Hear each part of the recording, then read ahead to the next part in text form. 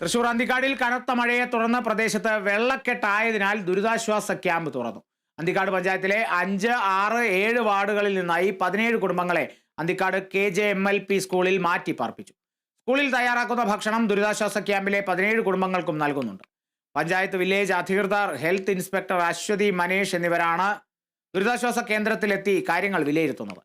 മഴയൊഴിഞ്ഞിട്ടും വീടുകൾ ഉപയോഗിക്കാൻ കഴിയാത്ത അവസ്ഥയാണെന്ന് അധികൃതർ പറഞ്ഞു.